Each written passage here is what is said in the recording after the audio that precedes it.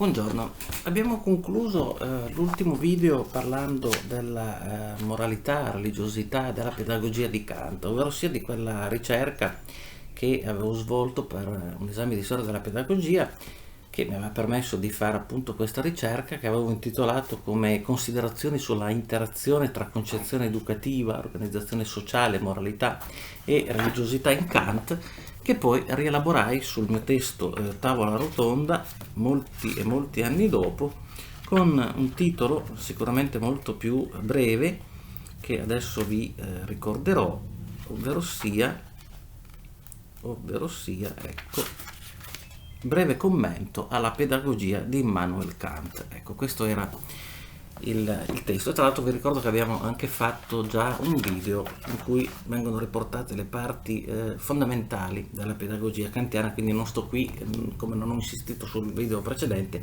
non sto qui a insistere eccessivamente in questo video. Piuttosto mi sono poi dedicato a due ricerche nel periodo universitario riguardanti Hegel, l'estetica di Hegel in modo particolare, che sono poi diventate un saggio, rielaborandole, sono diventate poi un saggio che è rientrato all'interno di Tavola rotonda per l'appunto. E a questo saggio io avevo dato il titolo di Breve commento all'architettura nell'estetica di Hegel.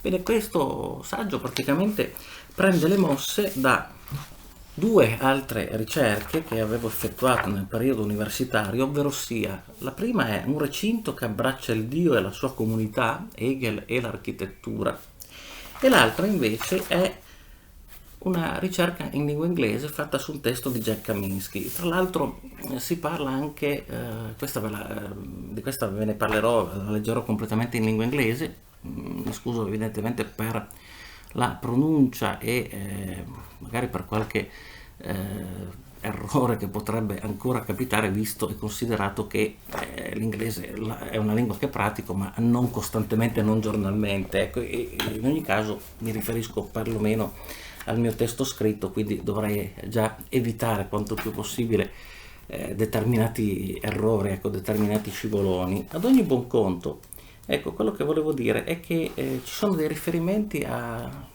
totalitarismi, si parla, insomma, cioè, ci sono anche accostamenti a Hegel, così come anche a Platone venivano fatti, che francamente io ho giudicato non più validi nell'epoca in cui ormai si stava parlando. Ecco, di questi vi rendo conto sia in lingua italiana e sia poi anche in lingua inglese, anzi prima nell'una e poi nell'altra. Ecco, se non altro quella in lingua inglese ve la leggo tutta, invece quella in lingua italiana l'alterno tra la ricerca e la pubblicazione che poi ne è scaturita in Tavola rotonda. Bene, Mandarino Vivo present is a short comment to Hegel on Art, an interpretation of Hegel's aesthetics by Jack Kaminsky. Diviso in introduction, premise, comment to introduction, comment to the first part, the art, comment to criticism. E scrivevo introduction, premise. This book, wrote by Jack Kaminsky, is a comment and a summary of Hegel's aesthetics more than a critical interpretation. There are criticisms only in the introduction, a few in the sundry chapters, and overall in the last chapter, conclusion and criticism. The text has the same structure as Hegel's aesthetics. At the beginning, it has two chapters about the Hegelian idea, the idea and the idea in the art. Then every chapter is a treatise on an art which lives peculiarly in a historic period. This is the structure of Kaminsky's book.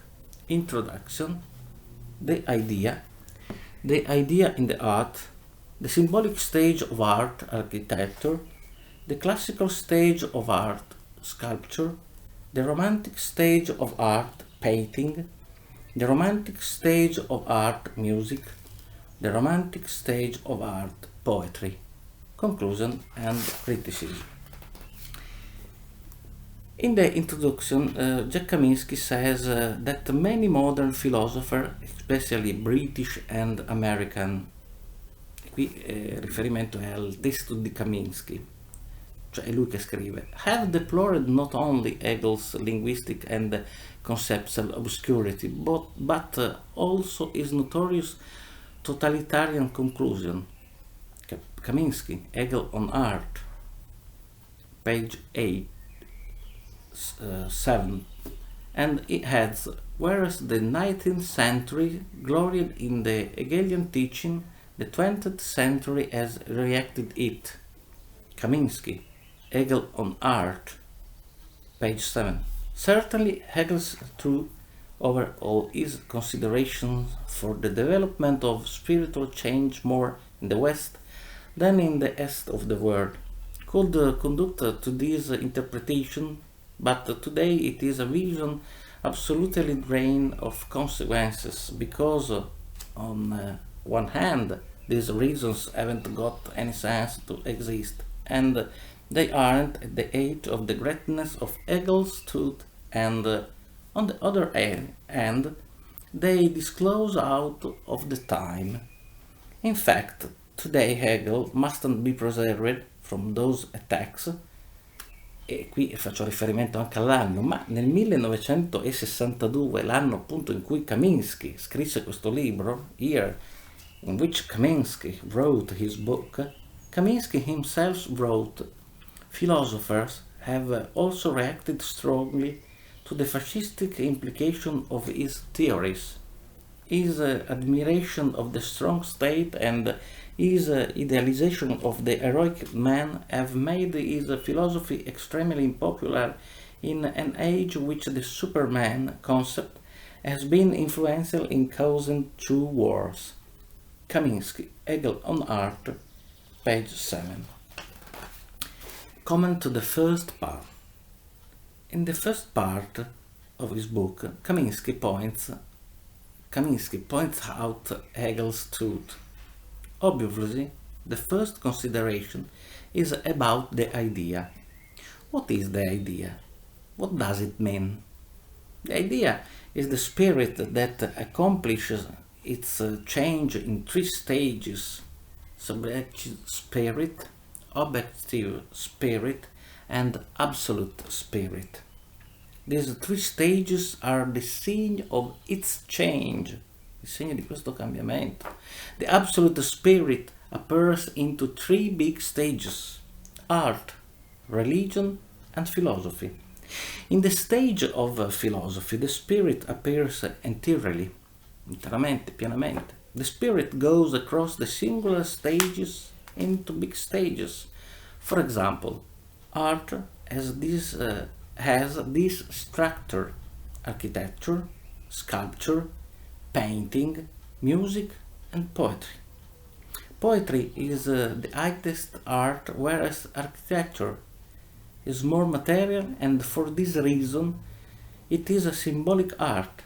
The spirit goes to the stage of architecture, then sculpture, then painting, and so on.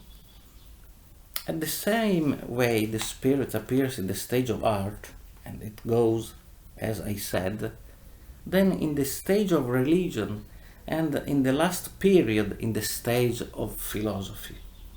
Since Hegel's aesthetics is based not only on the artistic theory, but also on his metaphysics.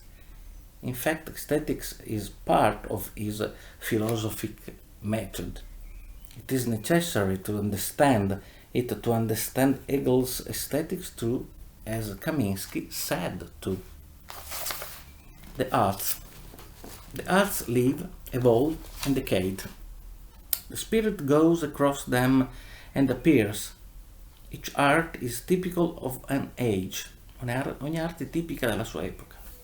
For example, architecture lives in the symbolic stage because it is symbolic. Why is it symbolic?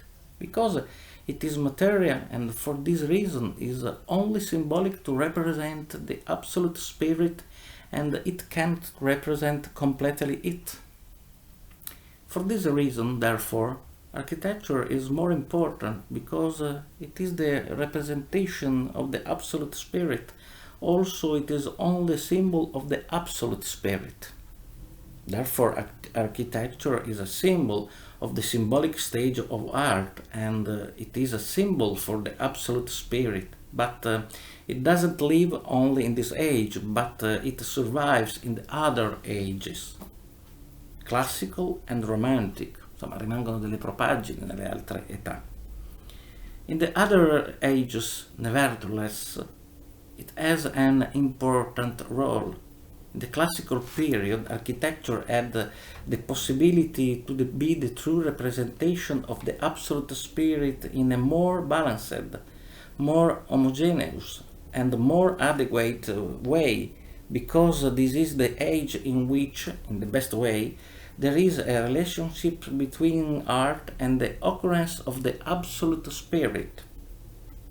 Quindi nel miglior modo c'è una corrispondenza tra le arti e del sviluppo del development, dello sviluppo dello spirito assoluto. For its characteristics, architecture acquires its assignment in the symbolic age, but it is more representative of the absolute spirit, like art in general. In the classical age, the romantic age is more important than the other ages for the progressive passage of the absolute spirit, but the age in which the best relationship appears between art and the absolute spirit is the classical age. The architecture that appears in the Greek age, the classical age, best combines pragmatic functionalism with aesthetic dignity. For Hegel, the Greek age was on an admirable on, come ci dice Kaminsky nel suo testo Hegel on Art, alla sua pagina 54. Kaminsky says that for Hegel, the Greek culture was indeed a marvelous advance over all preceding culture. Kaminsky, Hegel on Art. The Greek culture is a European culture. For Hegel, the European culture is always more projected forward than the Oriental culture also established the absolute spirit. The relationship between the absolute spirit and art, or religion, or philosophy, and the representation in the art of the absolute spirit, referring to the absolute spirit. Also, for this reason, there were many attacks to Hegel's too. Many philosophers considered him as author of totalitarian and Eurocentric theory. Kaminsky said about architecture in the Hegelian vision, it is not too difficult to see why architecture becomes the most significant form of symbolic art. Architecture most obviously incorporates in itself some of the properties that are attributed to divinity, namely power and permanence. Sempre in Kaminsky, Hegel on Art, lo troviamo alla pagina 52, quindi pagina 52 seguente, abbiamo già fatto riferimento 52, 54, 57 e ancora ne faremo quindi. After the Romantic age, the spirit will go to the religion in a further progressive passage. In arts, the classical age is the best age for the representation of the absolute spirit, and despite the progressive passage of three stages: symbolic, classical, romantic. Each art is a characteristic of an age: architecture, symbolic age; sculpture, classical age; painting, music, poetry, romantic age; sculpture instead in the typical art of the classical stage. Consequently, it is the art that represents the presence of the spirit in the most harmonic and complete way. In this age, the human body is the form that represents the absolute spirit, because for its characteristics and for its kinds, it is the best form between those earthly ones. The sculpture becomes the best way to represent the Greek religion. In the Romantic age, which is the age of the Christianity, there were three art: painting, music and poetry. Concludiamo naturalmente nel prossimo video. Grazie, arrivederci a presto.